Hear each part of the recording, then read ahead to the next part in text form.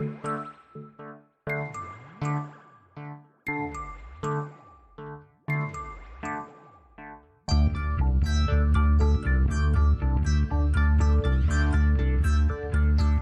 is Continuum Drag, a weekly podcast where we revisit sci-fi, fantasy, and just plain weird shows. This week, Planet of the Apes, episodes 11 and 12. Did you think I would believe a forged letter delivered by a masked ape? That letter contains the truth, on my word. Your word? Word of a criminal? A renegade, a wanted fugitive? Don't move, Urko. Don't you move! Boy, you could. Your bullet couldn't prevent my finger from squeezing the trigger.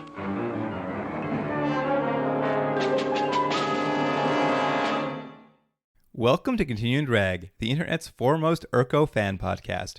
I'm Luke, here with my co-host Jordan. What's real, Jordan? I do really like Urko. It's exponentially getting greater, my love for him as a character as this show goes on. It's to the point where when he's not on screen, I just think, where's Urko? And then when Urko's on screen, I'm like, yes, yes, yes. Urko, Urko, Urko. He really is the breakout star. My feeling is everyone involved knows that too on this show.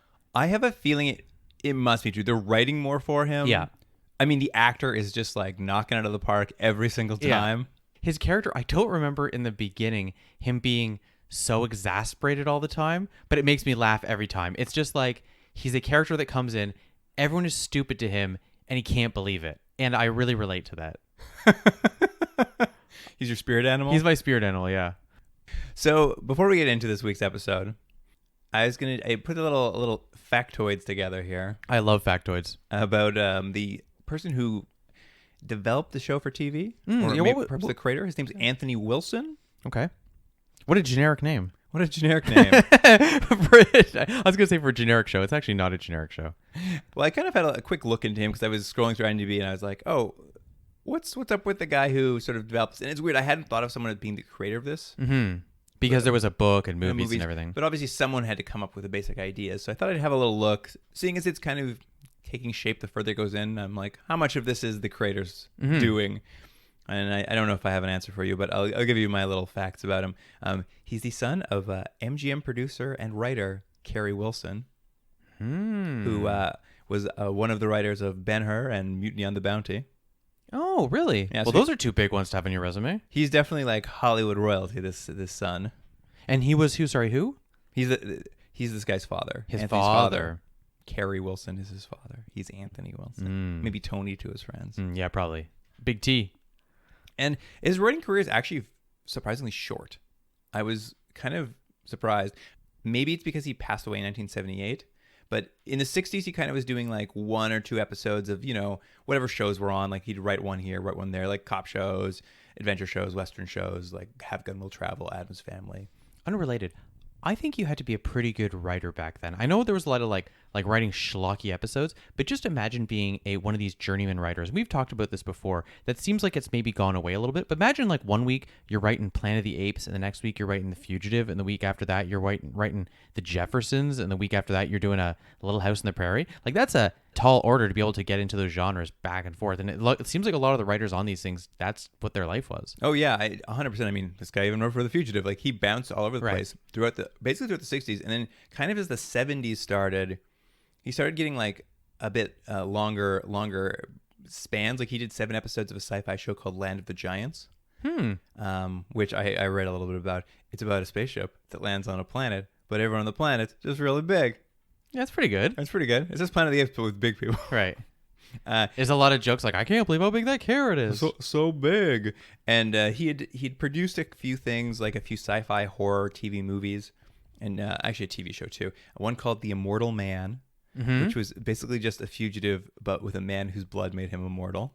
It seems like The Fugitive was a real big hit that made a real ripple effect of everything else wanted to be a version of The Fugitive, huh? I think it must have just been a good engine, just such a good engine. Right. First thing where you had to reboot every time. He also, the other movie I wrote down was, these ones were kind of in the horror sci-fi vein. Before he did Planet of the Apes was a TV movie he produced called Horror at 37,000 Feet. That's pretty good. It's pretty good. And he actually was the story editor for quite a long time on Lost in Space. But in general, though, he wasn't really science fiction. He's more jack of all trades. And then obviously 74, he ends up developing Planet of the Apes into a show. And after that, he kind of ended up with a few of his own other shows. Actually, maybe he created 2 shows before Planet of the Apes, 2 cop shows. And then he got Planet of the Apes, which he developed. And then after that, because that's 74, so he was only going to be alive for 4 more years. And kind of in those final 4 years, it was all sci-fi horror stuff for him after that. Right. So I don't know if that was like a genre he loved and he finally was getting into it, or whether he got stuck in it after Planet of the Apes. But he had done, let me go through what I found out about him here. He did a TV movie called The Night That America Panicked, which was a dramatization of the War of the Worlds broadcast. Okay, yeah. I'm pretty good. Yeah. There was a TV show called Future Cop that he wrote the pilot to, and I assume created. Yeah. Is that about a cop in the future? No, it's about a cop with an android partner. Oh, man, that old chestnut, huh? Starring Ernest Borgnine. Oh, I think we talked about this once before. I'm sure it's come up in one of our many dalliances into cop robot partnerships. He wrote a TV sequel called Look What's Happening to Rosemary. Look What's Happened to Rosemary's Baby. Oh. A sequel to. I read the synopsis for it. It is so funny. The synopsis on IMDb was just like, Rosemary's baby's all grown up, and he's supposed to be Satan's son, but he's a bit of a disappointment. So it's like a comedy. No. Oh, no? That was just the synopsis, though. So I'm like, what is this movie? I don't think it's a comedy at all. Oh, we should check that out sometime. And then his final credit, which I think was produced earlier, his final writing credit was produced earlier, but wasn't actually released till after he passed away, was a film called, like a TV movie called Computer Side. Computer Side, CIDE? Yes. Like Homicide, but with a computer. Yeah. That one must be in some computer in 1978 or whatever. Its synopsis also starts off good because it says it follows the last private eye on Earth. Wow. I was like, what does that mean? That was it. All the crimes were solved, or at least they thought. There was a plague that killed all the private eyes. It specifically killed all the gumshoes. But that's sort of all I really got into. Not a lot to talk about, but I thought I'd give you a little idea of what. And so that was it. And then he passed away in the late 70s. He passed away in 78. Yeah, he was quite young, like in his early 50s, I think. So I think probably had he gone on a little longer, we would have seen a little more output, because he was just starting to get shows created and starting to kind of get some momentum going behind like him as a creator. But most importantly, he did Planet of the Apes. Yep. For us, nothing more important. That's right. And quite honestly, this probably would have been like great con stuff. He would have gotten to a million Comic Cons. Right. He would have been like answering questions left and right. You think people could like the actors who were on this? Do you think they're still marquee names? They can go to a convention and be like, "Hey, remember the TV series? I was what's that guy who ran the I was the ape who ran the games." Well, I don't know about them. I think Virdon and Burke can probably pull an appearance, but that stuntman who got bees in his mask probably he's can't. not going to. Yeah. All right. Shall we get into it, Jordan? Yeah, let's do it. Here's the IMDb summary for episode 11, The Tyrant. To foil the plans of a tyrannical gorilla who is trying to overthrow the chimpanzee prefect and gain control over a human farming district, Galen, Virdon, and Burke risk an encounter with Urko. Urko and Burke are forced to work together again. That was courtesy of Ape Freak. Ape Freak! Yeah, I knew it. What a freak.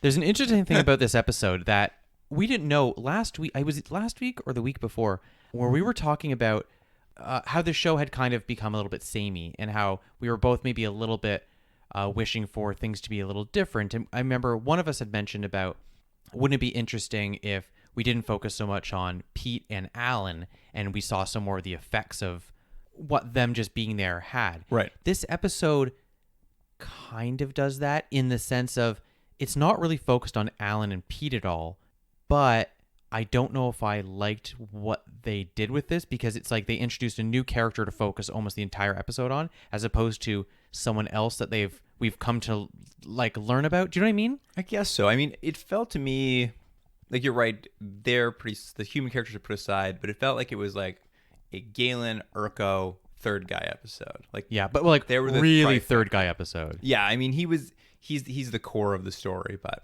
let's get into it. Okay. I mean, we start off getting to watch Galen, Virdon, and Burke work on another farm. Yeah, they love going from farm to farm. I think that's how they're getting the only way they're surviving. I think they're eating at these farms. Yeah, they do a little work, get a little food. Yeah. This one's run by a pair of brothers, Janor and Mikhail. I thought they were father son again because everyone they meet is father son, but they're the age gap is a little Yeah. weird. The trivia on IMDb is even though they look like father and son, they're brothers. Oh, really? Someone wrote that in the trivia. So it may not be true.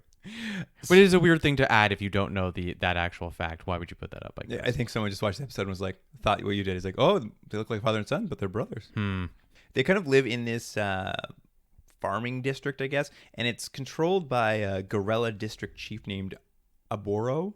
Mm-hmm. And he basically, I guess, I don't think it's just him. I think it looks like these farmers pay, like these tenant farmers pay some sort of tax. They're grain farmers, so they pay grain tax. But Arboro keeps like jacking up the tax. Yeah. For all intents and purposes, he's an evil tax collector. Yeah, like you're sort of like Sheriff of Nottingham. Exactly. Yeah. You're That's exactly. You're rubbing your fingers together. I was rubbing my finger. I forgot people couldn't see it. I was rubbing my fingers together in the classic "there's money here" sort of There's sign, some money but here. only Luke could see. So sorry about that, everyone. But just picture it. Yeah. So these brothers are kind of complaining about how like they literally have nothing left because of how high the grain taxes have gotten. And it's kind of an interesting start here because Virdon basically proposes like a rebellion of some sort. Like it seems like that's what he's going for. And he basically comes with this idea like, let's rob the grain tax card. We'll take all the grain. They won't know who we are. We'll show them our faces. We're strangers. They won't know who we are. We'll bring it back. We'll give you all the grain, which I thought was like, what about all the other farmers? Why does Janor get it all? They should have been the ones who let them in. That's true. Also, how many carts have they overtaken in the show? Every episode they take over a cart, don't they? It's Grand Theft Card every episode. Every episode. That and drop kicks. That and drop kicks. So they're like, yeah, we'll go out. They set up a trip line. They do this. They stage this whole trap. But unfortunately, Mikhail, who's had it up to here with these apes, he shows up to help them out, but kind of throws a bit of a wrinkle in the plan. But they throw a mask on him and they jump off a tree and tripwire a horse and basically steal his cart of grain. But he rips his shirt at some point, and you can see a little bit of his shoulder. And the ape who's like being knocked out or whatever, he like gives a look and he's like, wait a minute, that one human has a ripped shirt. I guess I'll remember that for later. File that away. Yeah, and he does. He does. Because he goes back and he talks to this, this is Daku, the right-hand ape of the district chief Aboro. And we mentioned this once before, I think a few episodes ago as well. The apes really look a lot more distinct now. Like these two apes, Aboro and what's the other guy's name? Daku. They look completely different. Well, this is it. Like, Aboro's ripping him a new asshole. And you get this like really close, almost fisheye shot of this Daku character. Yeah. And they've definitely changed the masks. They're not quite so rubbery. They're closer attached to the face, and his eyes are like bugging out. It's a crazy shot, but I was like, this looks insane. But like, I do like these new ape masks. I agree. Yeah. They're a little more expressive. They're a little smaller. I don't know. They just work a little better for some reason. Yeah. But essentially, he's just like, you got to go out there. You got to find me my grain.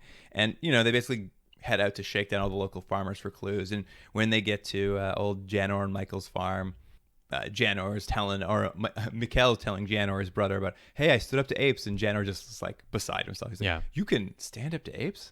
I've never thought about that before. Well, it was an interesting point because I thought that was going to be the crux of the episode. I thought this was going to be the thing that we were kind of talking about. Like, the humans suddenly realize, oh, wait a minute. We can rebel.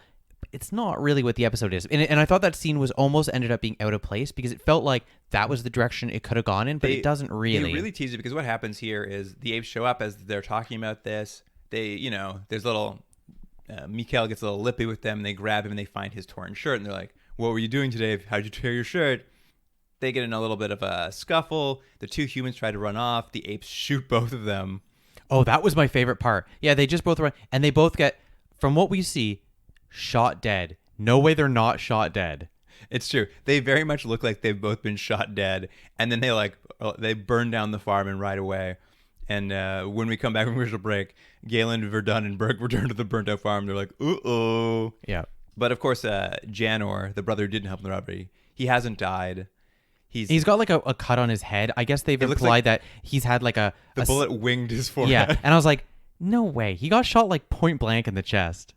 Anyway, I was like, they should both be dead. But I did like how his him getting shot, he was laying perfectly straight on the ground, with his arms and legs perfectly straight, laying there like no one ever does. So that's how you die. You That's just how you lay die, perfectly yeah. Straight.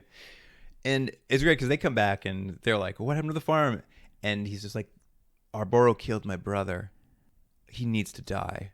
I was like, "Oh man, this is gonna be full ape rebellion now." Because Jenner's just like, "We need to kill him. Yeah. We need to kill them all." But Virdon, Record scratch. Virdon has a better plan. Why don't we tattle on him to the prefect? I know. It's just like the writers were like, yes, meh. Well, we can't do that. We can't afford that. Yeah, So- we can't afford a fun episode, so let's go talk to someone. So essentially, they're like, "Yeah, we'll go tell the prefect who runs the district that Arboro's a baddie, and then he'll get in trouble."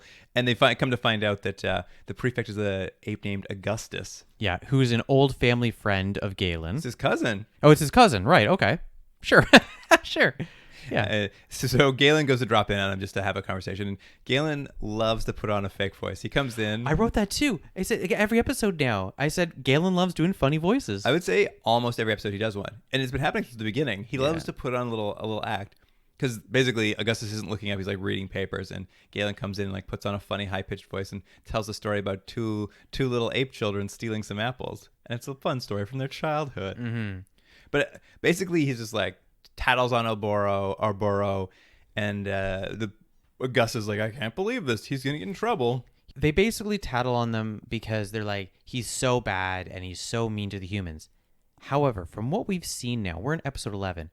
Is he any worse than any of the other people we've seen in charge of these towns? We've seen people then being forced to fight to the death. We've been seeing them like tortured in different ways. It's like, oh, so he's taking more tax than he should? He wasn't burning down the house like those dragoons. I think it's the murder part. I think what they have established is that like they're not above the law entirely. Like I think taking their grain was one thing, but like shooting them dead in the street Right. was maybe like the tipping point. Right. It's tough. They never haven't established it, but there has been some talk about like with the dragoons. You're like, you can't just ride around killing humans. Like there are laws still. One thing I noticed was Galen says to was Augustus, he goes, our kind usually fill administrative positions, not gorillas. Is what he said, and I thought that was interesting. I thought they were also going to lean a little bit more in. I hate to say the racism between the apes, but these separations and how they see themselves. But they only kind of hinted at it and then left it. It's weird. They do say that because what happens basically is as soon as he gets there and Augustus agrees to basically reprimand Arboro like walks in and hands him a sheet of paper and says, "You've been transferred to a different district. A crappy one. I'm the new prefect. Yeah. Go to whatever terrible town you have to go to." And Augustus like it's just like lays down and takes it. Like Yeah. he's like, "Well, I guess that's it." Yeah. Sorry, Galen. But yeah, Galen's shocked because our kind usually has these roles. And it's the first time anyone's ever said that. Mm. But we've seen it clearly. We have seen it. It's the first time it's ever been explicitly acknowledged. And weirdly, in the context of this episode, I think it's not being said exactly to like counteract the idea like why these kinds have things. Like I think the idea is he shouldn't have it because what we'll come to learn is he's bribed his way into this position.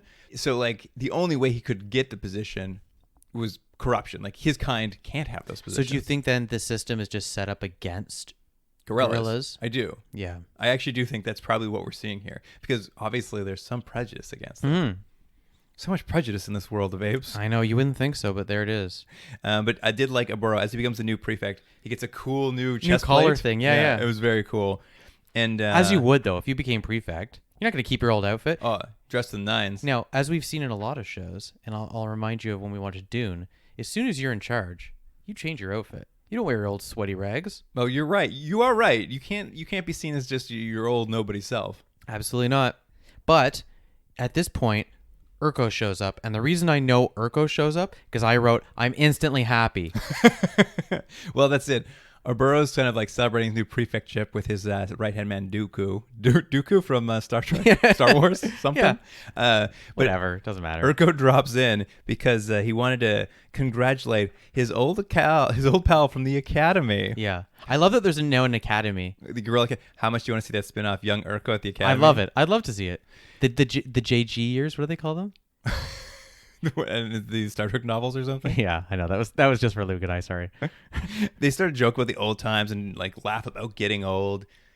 Arboro's been stuck at a terrible job basically. Yeah. And it comes up that Urko drops is like he was caught cheating 20 years ago in the academy, and he's kind of stalled his career out. That's why he's just some district chief in some like little farming village, and hence why he's excited to get to prefect. He's been like basically Urko's climbed to the heights of high, and this guy can't get beyond that. But Urko seems genuinely excited for his friend. Absolutely. He's just like, I never really believed all that stuff people said about you. You've kind of proved it. You're great. Everyone else is finally recognized that you're also great. I mean, you do get that Urko's just like sort of pushes him. It's like, and Urko's like, yeah, I put you up for promotions, but like I couldn't do like it seemed like Urko's happy for him, but maybe didn't really like push as hard as he maybe could have. There's a weird tension between them that kind of was cool. Like I'm just like, yeah, there clearly is. Well, there's a animosity from a Boro towards Urko that Urko doesn't seem to have the same way, or at least there's a jealousy competition sort of between the two for sure. And Urko's at the top, so he's very magnanimous down,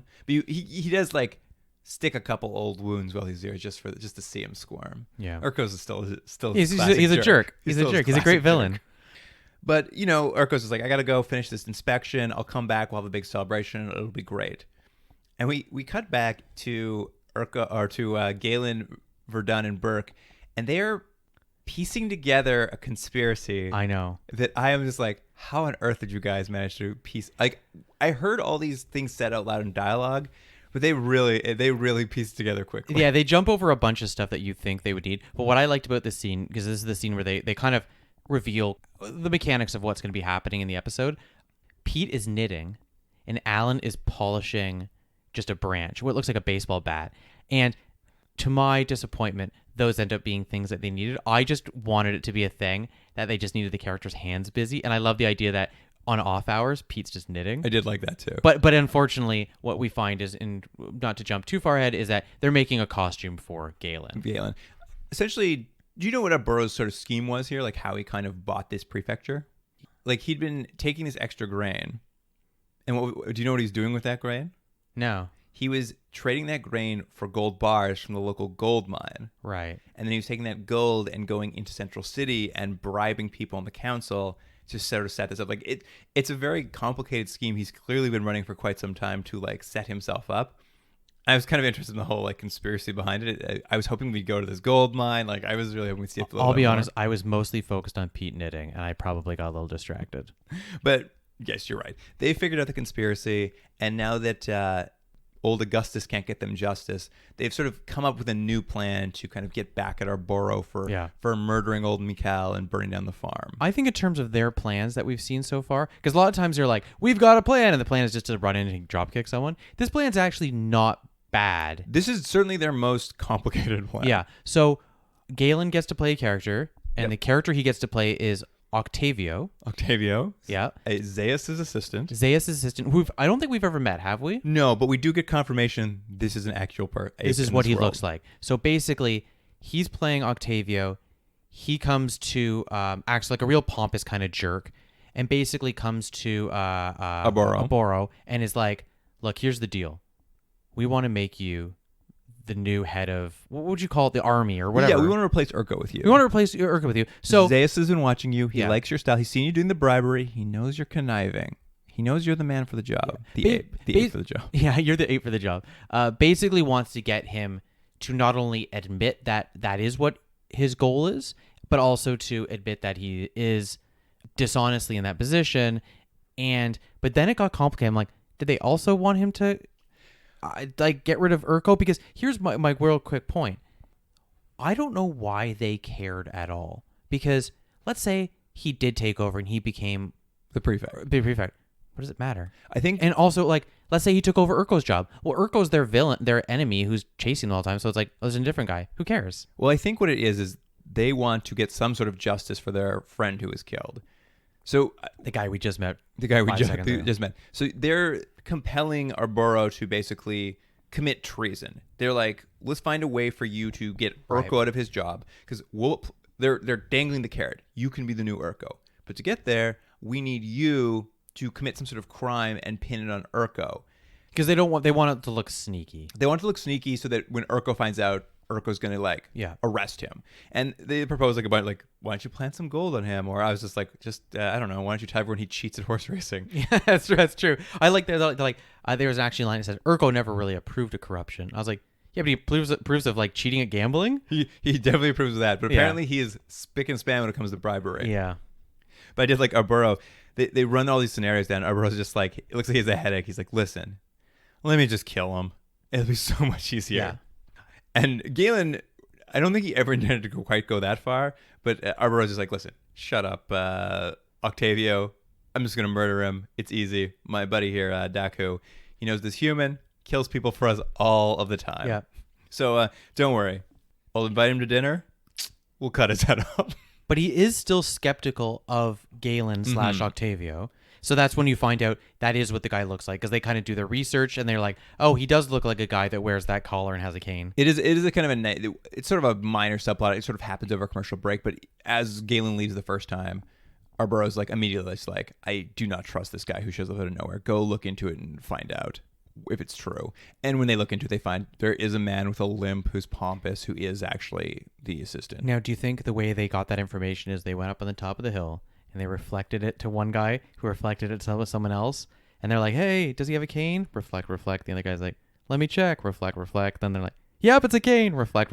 Is that how they had to do it? Well, they tease how it happens, which I really wanted to see, because he sends Daku. He's like, just go like to the camp where Urko's men are. Just, casually ask around. I would have loved to see the scene where Daku has no subtlety. He's got his hands in his pockets whistling. Like, so anyways, guys. You hear anything about that assistant? Does this assistant have a cane? Just wondering. Yeah, I heard he had a little bit of a limp. Yeah. There's no way it was a subtle move, but we come back and basically the second stage of the big Galen Virdon Burke plan is kicking off.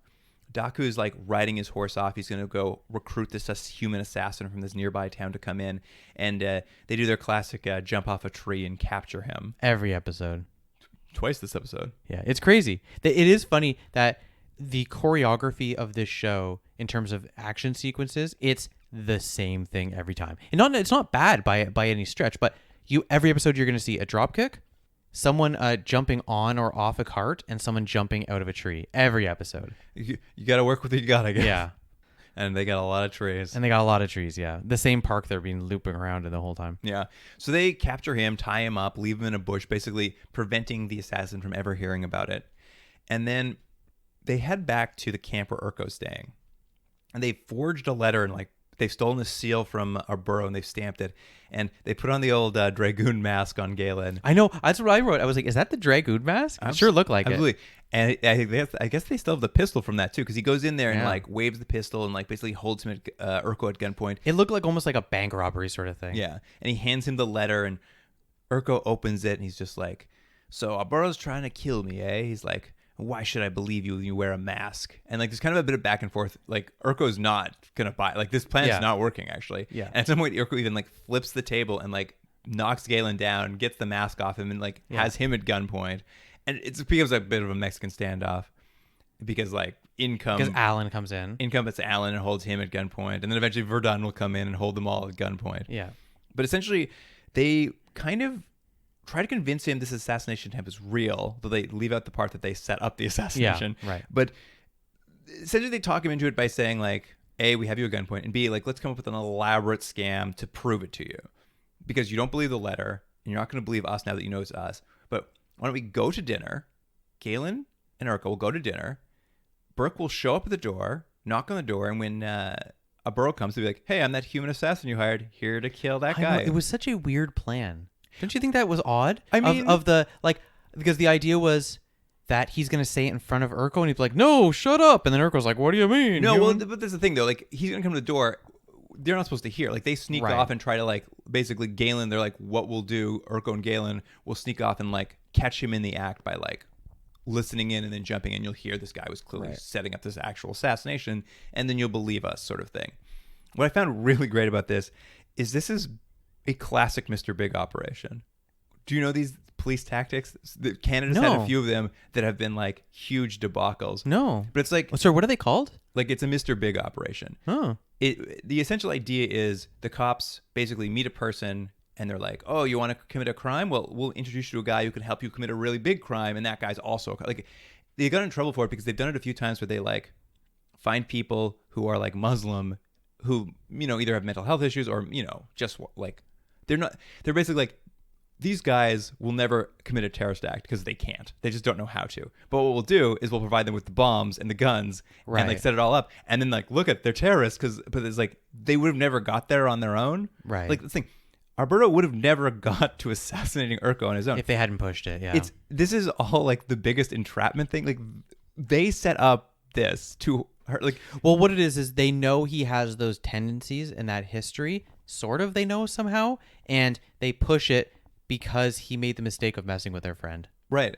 And it's like they wanted to get him in some sort of trouble, but they've basically created this assassin. Like they've escalated to such an extent, right? For it was just insane. I'm just like, this is almost villainous at this point. What they're like, how far they've pushed this. They are almost the bad guys of this episode. So it's dinner time. Urko shows up. Well, yes, Urko, Galen show up, but what they don't know is in the intervening time between them telling Urko all about this and riding over for dinner, someone found Daku tied up in a bush. Mm-hmm. He's come back. He's told Aburo he never got to talk to the assassin. Somebody knocked him out on his way there. And Aburo's like, that's weird. Well, new plan. Let's just light this bomb and blow up Urko. Yeah. Same thing. Same result. Cut out the middleman. Yep. So when they show up for dinner and there's a knock at the door and Aburo gets up to go see who's there, and Burke Sanders is like, hey, it's me, that assassin you hired. He knows he didn't hire an assassin. Yeah. So Urko and Galen listen in. He's just like, I don't know what you're talking about. Who are you? Like, this guy's like not falling for it. Urko could not be more ecstatic. He immediately is like, grabs Galen. He's like, arrest that guy, Bert. Yeah. I know who these guys are. These guys are liars, and they were trying to convince me you're trying to kill me, but they didn't get away with it. We got him. We got him. He's so excited about it.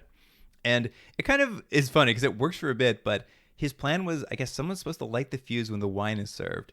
And Urko shouts for wine to come because they've caught these two guys. And of course, that means somewhere That's the signal. On this windowsill. I guess Urko would have sat with his back to the windowsill, and the dynamite would have exploded his head clean on his body. I guess, yeah. But anyway, clearly the bomb has been lit. Arburo starts getting a little nervous. He starts getting a little tense. He wants to get to the door. He wants to get out. He's like, I gotta go check something. I'll be right back. But all the doors are locked for some reason. And there's not only are the doors locked for some reason and he can't get out, but then when they need to open the door like 2 seconds later, it is unlocked. Well, what happens is basically he starts freaking out. He finally has to admit, he's like, there's a bomb in the room. Like, we have to get out of here. We have to get out of here. And Urko's like, what do you mean there's a bomb in the room? And then Virdon steps through the window holding the bomb with the button. He's like, you mean this bomb? I know, it's weird. It's great. It's got like a burning fuse. Essentially, then Virdon just holds this flaming bomb and negotiates the freedom of Galen and her. And why didn't he negotiate for his own freedom? Go, that's it, Urko. We're not running anymore. Well, you can't hold the bomb forever. But I also like that at one point. So Pete goes to Alan. Oh, that you took a real chance there, and he's like, I already put it out. I was like, what? No, he said he like already deactivated it or something. He said he dismantled the bomb, but it just looks like a stick of dynamite with a fuse on it. That's what I mean. I'm like, you can't do that if it's just dynamite. It's still burning toward the dynamite. Yeah. It didn't make any, and they leave it just burning. I know, that's what I mean. And I was like, Alan, you didn't put it out. Like, it's not. I don't think that's how diffusing a dynamite stick works. It's kind of weird. And then that's the thing too. They walk out a door after he's tried all the doors. They were locked, and like there's just a thing where Verdon's like, I locked all the doors, but that one, so we could walk out later. I'm like, well, how did? Like, yeah, it was locked for no reason. Then it was open for no reason. It was a little confusing, but essentially they get away. Arburo is caught in the act of trying to assassinate Urko, so Urko is not too pleased and puts him under arrest, and that kind of like wraps up the episode. Yeah, it ends up real fast. It sort of is the end of it, and you know they're proven right, I guess, and get away, and Arburo goes to prison, and Urko doesn't die. Urko lives to another day. He lives to see another day, which brings us to episode 12. Now, this episode is called The Cure, but I thought a better title would be called Purification by Fire. What do you think? That's pretty good. Yeah. That'd be pretty good. But it is called The Cure. Yes. What's the synopsis? Here's the synopsis for The Cure. So, you're familiar with this disease? It's malaria. How clever. He even has a name for it. Inter, go call the guards. I haven't the time to fool with this man. Please, sir. The guards aren't necessary. As you see, malaria means simply bad air. like the type you find around those stagnant pools that we passed on our way in here. You see, sir, the mosquitoes that live around that stagnant water carry the disease, and it's communicated by their sting. That is enough. I don't know whether to have you shot for stupidity or hanged for insolence. With the help of an ape doctor, Virdon and Burke race to concoct a cure for a malaria outbreak. They must succeed before Urko implements his own version of a cure, burning down the village with everyone in it. Yep. That was courtesy of Ape Freak. It was Ape Freak. Yeah, of course it was. He's the only person. Actually, I shouldn't say that. A lot of people really do like this show. We had other people to start who were writing synopses. I think it's just Ape Freaks just pushed them out of the way. And he's like, no, I am the Ape Freak. I will finish this for us all. I will finish this synopsis. It's kind of an interesting opening to this episode because it like opens almost like a slave labor camp. Well, no, it like almost. I mean, that's true. It is at a slave labor camp, which you've seen before. But it opens almost as if it's the end of an episode. Oh, with that guy? Because that guy's like saying, "Why do you gotta go? You guys can start a nice life here." And they're like, "Well, we just gotta keep going." I think Burke even says he's like, "We gotta go because we got an itch on our feet." Yeah. So what it is you end that. There's a story we never saw. Yeah. They had some sort of venture in this town. It's time to go. And what you also get the sense is that Alan had, at most, a somewhat inappropriate relationship with this old man's daughter. With his old man's daughter, at best, right? Oh, absolutely. Right. And what most likely is he nailed his daughter. Because that's how she's acting. She's very upset that he's leaving. Like, she's mad at him for telling her, like, he's from another world. Like, there's this whole thing. No, what she's angry at is... Yeah, because he's abandoning her. Yeah, he loved and left her. Yeah, essentially. What I did, like, I wanted to go back to this. We have to go because our feet are itching. Mm-hmm. At this point, it seems like they don't have any motivation anymore. Yeah, and I mean, we talked about this before, but the show was at first, we got to find somehow to get this little doohickey metal thing working again, and maybe that will get us some information. Then it became... They teased the possibility of these, like, vaults with knowledge in these it. caches. Then it became... Well, it didn't become anything. And then it just kind of... It's just wandered, and now it's just...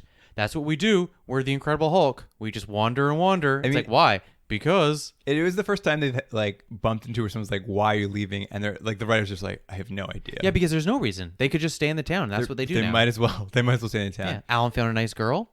But they basically... They leave. I believe the this is pretty close to the actual line they leave. I don't think exactly this, but they're like, well, goodbye. We'll never see you again. Yeah. Oh, and let me mention one thing about them traveling.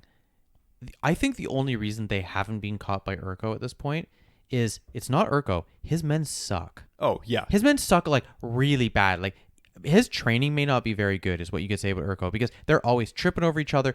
And I think it's like in the next scene, Galen's just like, they're like, hey, where are you going? Galen's like, yeah, we got to go this way. And the guard's like, as you were. I was like, that's it? That's the interrogation you gave these guys? And it's like always. I'm like, that's how they're escaping through everything. The guards suck. You're not wrong. The guerrillas under Urko's sort of power, not very good. No. They're very incompetent. But as they leave, there's something else in that village. Malaria. Oh, and didn't you love... So what we actually start... We didn't say at the very beginning of the episode, you just see like a guy, and he's not doing well, and he collapses by a river. And then what you have is digital... I don't know what you'd call those. Like, it's the little black dots. It's like you took the actual film and just drew little dots all over the film, so they like sort of jump around. They're like little animated dots on the film. Like they're not even really... It doesn't look good. Like, at this period of time, you could do superimposition. Like, you could do, I'm going to forget what the term is, but you'd like reprint the film. So you'd have your strip of film, and then you'd maybe have a strip of a spaceship, and you would just put them on top of each other and then rephotograph that film so they looked like they were on the same piece. It never looked perfect, but that's how you go. This actually does look like someone took a strip of film and just put little black dots on it to fill in these sort of like little mosquitoes. They're like dancing around. Because you could mistake them for just damaged film. Yeah. Well, that's at first I didn't even know it. I was like, what is that? I was like, oh, that's supposed to be mosquitoes? Gigantic mosquitoes, apparently. But anyways, that's the beginning of the malaria that we find is in the town. This guy's spread it now. He's caught it, and he's what do you call it? Patient number 1. What do you call it? Patient 0. Patient 0. I went to number 1. Yeah, he's the first number one in our hearts. I will. Before I always want to go back. I did like those little mosquitoes. They were funny. They made me laugh. Yeah, it didn't look good though. But essentially, everyone in the town starts getting malaria. The old man like collapses and has a seizure. Like, yeah, he's dead. He dies. Die? Yeah, he dies. Oh man, no, he's at the end. Her dad? Yeah. No, his dad dies. No, I think he's at the end. Definitely not. She actually says to Alan, my dad died. Oh, really? Yeah, he died. Oof. Rough episode. Yeah, for him. First his daughter. Sort of the news of this outbreak makes its way back to the Ape High Council.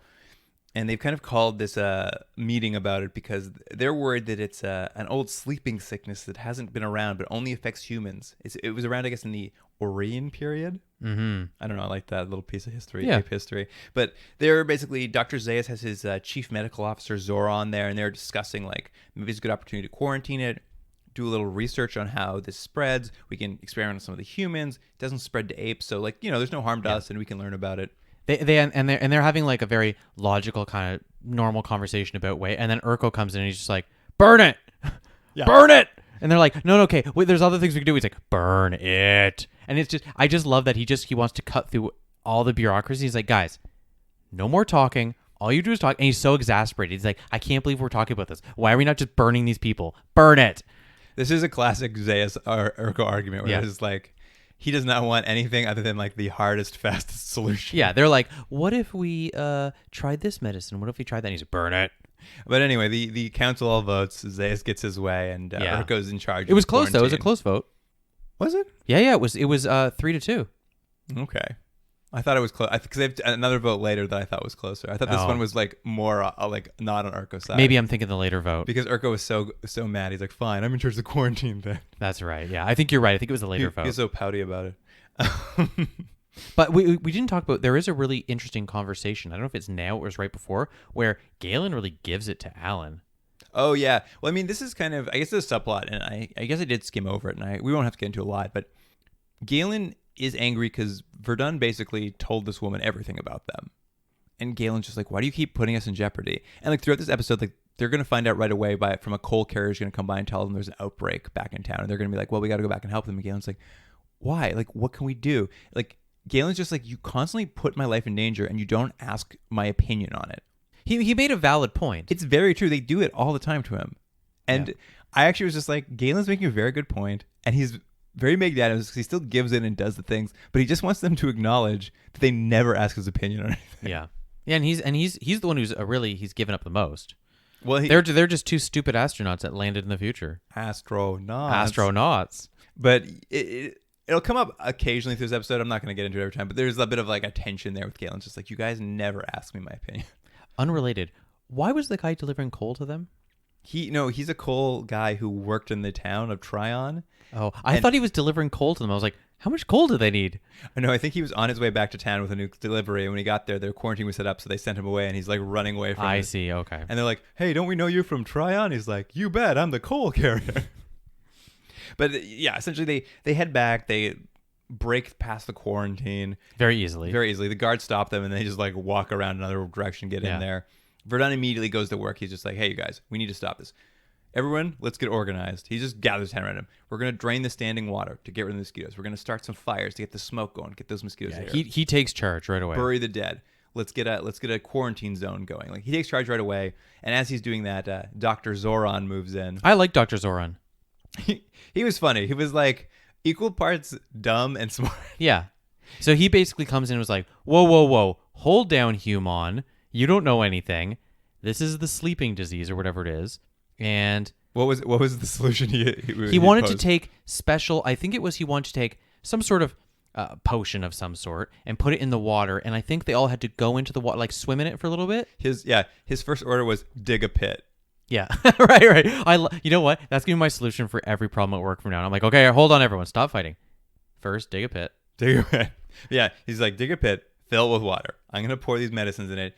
You all dunk yourselves in one at a time, and then afterward, no male-female contact. Oh, and he had my favorite line of the episode, which I wrote down. Here's what he said to Alan. I don't know whether to have you shot for stupidity or hanged for insolence. Like, should say that at work. Yeah, I'm gonna put that above my door. Like, people have like blast this mess. That's gonna be mine. George, everyone knows you don't have a door at work. No, at home. I don't have a door at work. But of course, Galen, Virdon, and Burke, they start trying to talk sense to Zoran and like start trying to explain how malaria is transmitted from mosquitoes. And he kind of gets the sense. He's like, okay, these humans are stupid, but they do seem to know a little bit about something. Well, I do like, though, he starts talking about the mosquitoes, and he's basically like, LOL. Insects can't carry diseases. But he does get convinced eventually. You're so crazy with your insects. But yes, he's kind of like he's not opposed to it because they're telling him this stuff. He's like open to the idea but skeptical. And then one of the gorilla guards collapses and starts also having a seizure and is just like, this is. I like that though. They're like, oh, it's now of apes. Now it's actually serious. Before we didn't really care that much, but now that apes are getting sick, this is actually something we should worry about. So then they go back to the council. Well, I think the council comes there. There's like an emergency council meeting at the spot, and Urko's like freaking out. Like he wants to burn the place down. Yeah, he's basically like, didn't I say burn it? Zeus is so basically. Zoran goes, look, here's my plan. We think it's the mosquitoes. Everyone kind of laughs. They go, LOL, mosquitoes. Yeah, right. But Zeus is like, okay, let me hear more about it. And basically, he likes the idea as I thought this was very true to his character. This is another chance for an experiment for him. It's basically like, let's see what happens. Like, if it doesn't work, they die. Big deal. We get what we want. And then Urko's just fuming. He's like, burn them. Why are you not listening to me? Well, and I do like Zoran. Zoran, I think. Yeah. Don't mess with the Zohan. He basically he's like taking credit for. He's like, I think it's something called malaria that I thought of recently. Yeah, it's a classic like scene in this video where it's like humans couldn't think of this, so I did. Yeah, exactly. Everyone's always taking credit for stuff in this. But he comes back. He starts working with Galen, Virdon, and Burke. They like make protective clothes. They get a hospital for the sick. They drain the standing water. They go find these. I'm gonna see if I can pronounce this. Chinona tree bark. Yeah, they need to make quinine. Yeah, they're basically making a treatment for. Man, I gotta say something for Virdon and Burke. If I went back in time or forward in time and had to like invent basic stuff, I'd be. You know what? Useless. I've actually had this thought in my head before, as opposed to somewhere else. If you're stuck in anywhere else in time, even in the past, like I don't have any skills. Like if like 100 years ago they'd be like, you need to do fix a wagon wheel. I'll be like, I can't. I guess I'll just die of dysentery. Well, you're always just like, if you go back in time, you just need to like wow the people who are dumber than you. But it's like, I don't know how to make gunpowder. Like I don't know how to do anything that would wow them. I guess I wouldn't be able to cure malaria. I didn't know it was from a tree bark. Did you? Oh, I had no idea. Yeah. I couldn't even told you it was from mosquitoes. Yeah. Oh, I'm sorry. I mean, the cure is from a tree bark, not malaria. But yeah, at any rate, these guys kind of know what they're doing. So they go get the tree bark. They start making kind of like a drink to give to the people. Unfortunately, Amy falls sick. His Verdun's lady love. His jilted lady love. Yeah, jilted lady love, yeah. It's very funny. I bring it up because she immediately goes delirious and starts like spouting off about how he's a man from another world. And she's a big talker when she's sleeping. Zoran's just walking by and he sits down and he's like, what? Yeah. He keeps wanting to get more information, but she's giving it in pieces like Alan, future. He's a future man. You're like, all right, just spit it out. And of course, another gorilla falls sick at this point, and like Urko just can't take it anymore. Like this is too far. He basically goes, that's it. I'm not listening to you guys anymore. And this is, I think, where they have the next vote, where basically Dr. Zaius gives them a deadline of noon. If these people they've given medicine to aren't good by noon tomorrow, burn it all down. And she just doesn't have enough power. Like Urko's swayed the council. It's like, you've got till noon, and if it doesn't happen, we're burning the whole place down. And sort of that night, as they're like, I don't know, it's only been like 12 hours. I don't know if these people are going to be better or not. Virdon takes a quick walk, and Urko won't let his sick ape or sick gorillas take the medicine. He doesn't want them to be experimented on. They don't want his apes experimented on. But Virdon feels bad. This one guy's feeling pretty sick, so he sneaks over and like pours some medicine into his mouth to try to help him. And it's really funny. He pours, and then someone hears him, and he just drops the medicine and starts getting shot at as he runs away. Yeah, but essentially, the medicine got in. Medicine got in, but Urko finds the medicine laying there, and that's like that. If you thought the last thing was the final straw, this is it. Yeah. Sunrise comes up. How dare you try to put your medicine in my guy? Urko's not waiting for noon anymore. He's riding down the hill with his good man. They've got flaming torches. Zoran's yelling that he's committing treason. He's not listening to the council. And Urko could not. He's just like, I don't care. I don't care. And they're a bunch of windbags. As he gets there, all the people wander to the hospital standing. They're all healed miraculously from malaria. And in fact, his own gorilla man gets up and walks over and starts telling him, he's like, they cured me. Urko. They cured me. He hates it though. He's like, I'm gonna kill you later. And basically, he has no leg to stand on. And maybe you saw him come down, but somehow Zaius like suddenly appears next to him. Yeah, I don't know. And basically sends Urko packing with his tail between his legs. Yeah. the day is saved, and we get this one really weird denouement scene here where Dr. Zorn has put together that this is... I like how he hasn't put it together until he hears her mad ramblings. He's like, wait a minute, ass-tro-naut? You're the ass-tro-nauts, and you're Galen. And he's just like, well, I'm going to turn you all in because I'm loyal to the people. And they're like, well, if you do, we'll tell them that you listen to humans. That's how you got your tricks. And he's like, well, they won't believe you're humans. And Galen's like, well, they'll believe me. And he's like, well, then I'll let you go. And he's like, well, I want those humans. He's like, what? Why? Like, it's such a confusing scene. It was weird because I wrote to it was like, why are they even doing this at the end? It was just like, no. It's like the writer was like, no, we're keeping that scene in. It's great. It's like it doesn't work in this episode at all. It's a weird blackmail thing that doesn't make it like he's like, well, then I'll just turn the humans in, and Galen, you can go in again. He's like, well, I'll tell them if you turn the humans in, I'll tell them that you got the stuff. He's like, why would you do that? He's like, all right, you can all go then, I guess. I'm like, okay. So Alan gets another goodbye with Amy, who seems more sad that Alan's leaving than she did when her father died.